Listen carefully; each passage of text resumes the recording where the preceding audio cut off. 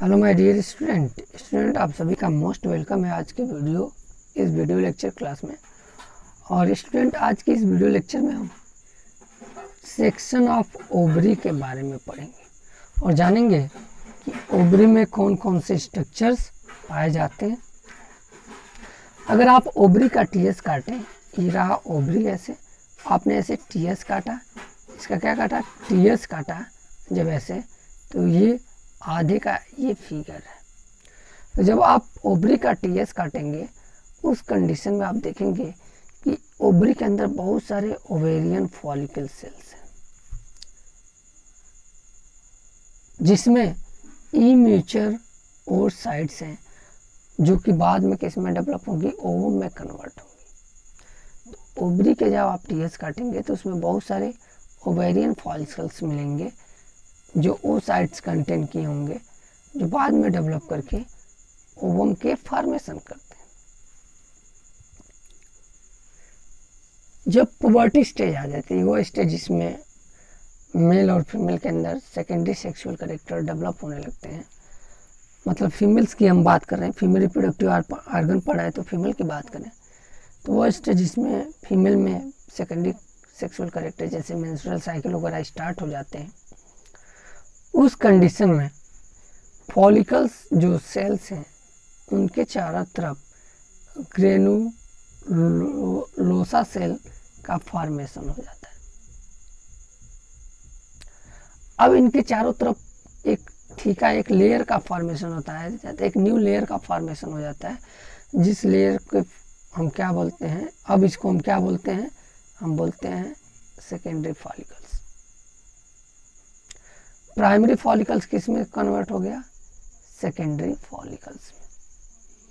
कैसे, तो primary follicle के ऊपर ग्रेनुलोसा का लेयर बन गया, ग्रेनुलोसा सेल का, और अब वो सेकेंडरी फॉलिकल्स में कन्वर्ट हो गया। ठीक है,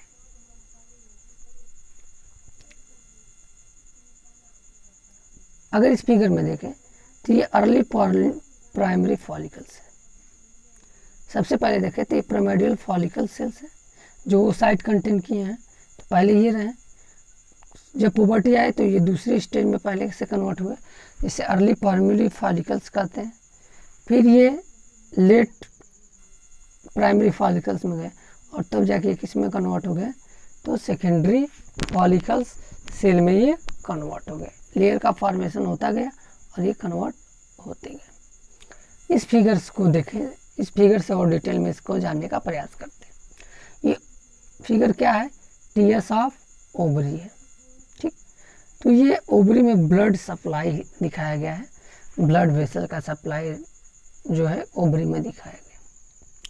अब देखिए ओवरी का जब टीएस काटेंगे तो इस तरह से छोटे छोटे ये जो दिख रहा है ना, इस तरह से छोटे छोटे सेल्स दिखेंगे, जिसे हम बोलते हैं प्रिमोर्डियल फॉलिकल सेल्स। अब इस प्रिमोर्डियल फॉलिकल सेल्स के चारों तरफ फॉलिकल सेल्स पाया जाता है, लेकिन कम अमाउंट में पाया जाता है। इससे हम ये कन्वर्ट होता है, प्रिमोर्डियल फॉलिकल सेल पहले कन्वर्ट होता है प्राइमरी फॉलिकल सेल्स, जो क्या कंटेन किया होता है, प्राइमरी ओवम कंटेन किया होता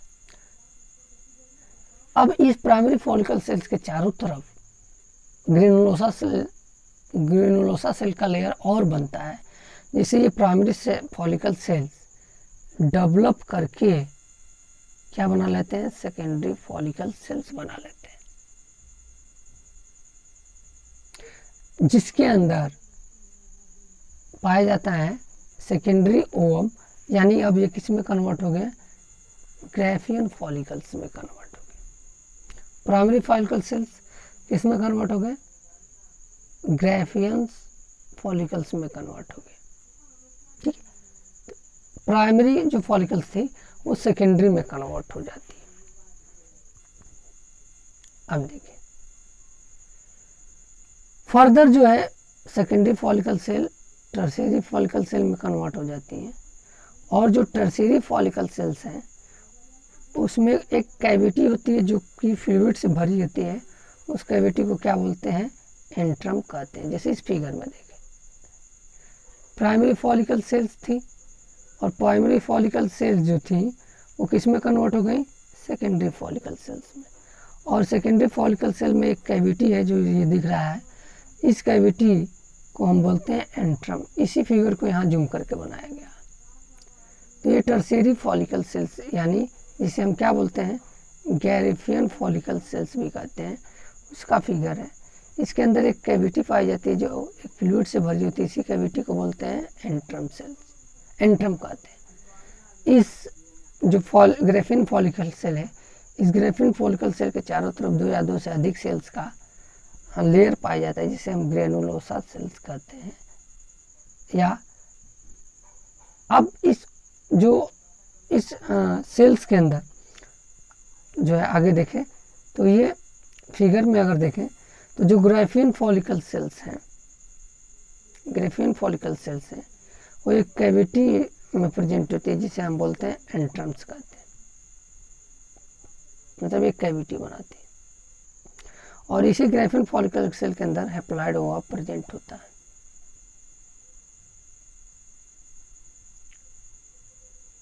जो प्लाज्मा मेम्ब्रेन है इनका, मतलब ओवा का, बाहर की तरफ से क्लोज्ड होता है, कवर्ड होता है, किसके थ्रू, तो जोना पेलुसिडा के थ्रू। इसमें देखिए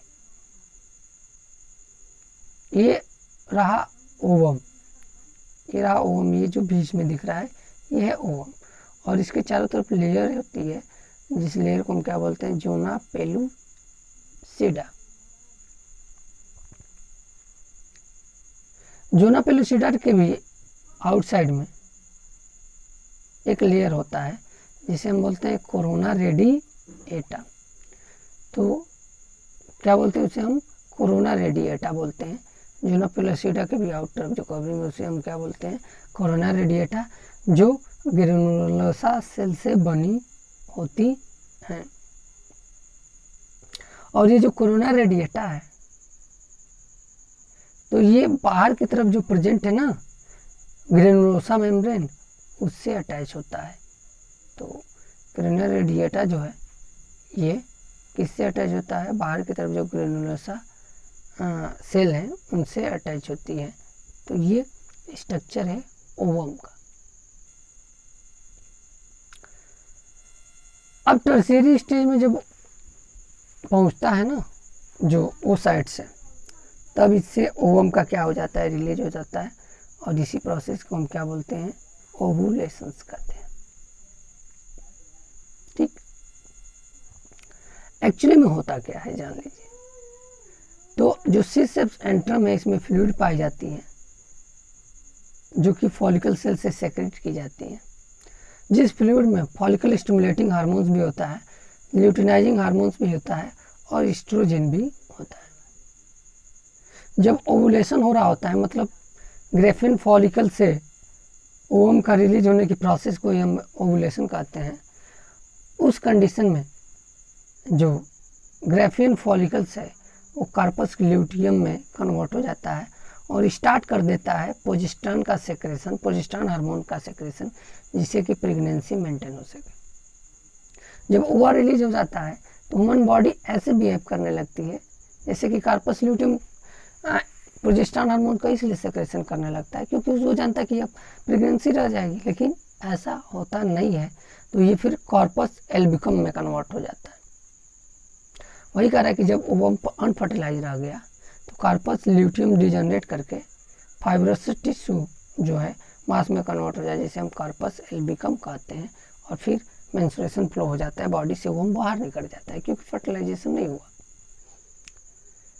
अगर पूरी प्रोसेस को समझने की इस फिगर से हम इस फिगर के हेल्प से पूरी प्रोसेस को समझते हैं,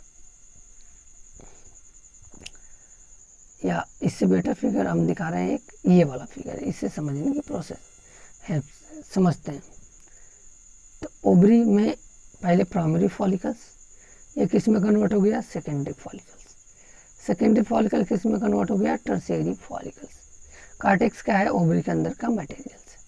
अब जो टर्शियरी फॉलिकल है मेच्योर हो गया, तो मेच्योर फॉलिकल्स में कन्वर्ट हो गया और इसी के अंदर क्या पाया जा रहा है, ओसाइट्स पाया जा रहा है। जब मेच्योर फॉलिकल्स जो ब्रेक हुआ, तो ब्रेक होने के बाद इससे क्या हुआ, ओवम बाहर चला गया, इससे रिलीज होकर बाहर चला गया, इसी प्रोसेस को ओवुलेशन कहते हैं। अब ये रेप्चर फॉलिकल सेल्स है, ये कन्वर्ट हो गया कार्पस ल्यूटियम में और स्टार्ट कर दिया प्रोजेस्टेरॉन का सेक्रेशन, क्योंकि प्रेगनेंसी मेंटेन हो सके। बताएंगे वर्क आप प्रोजेस्टेरॉन डिटेल में। फिर अब जो है कि ये कार्पस ल्यूटियम में कुछ समय तक बना रहता है जब तक फर्टिलाइजेशन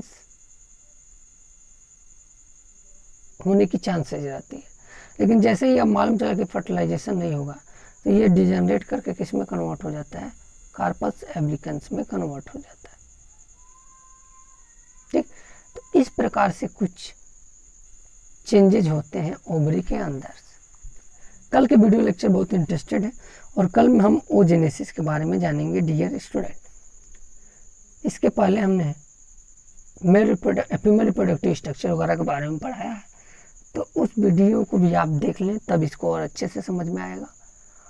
और उस वीडियो का लिंक भी इस वीडियो के डिस्क्रिप्शन बॉक्स में पेस्ट कर दिया जाएगा।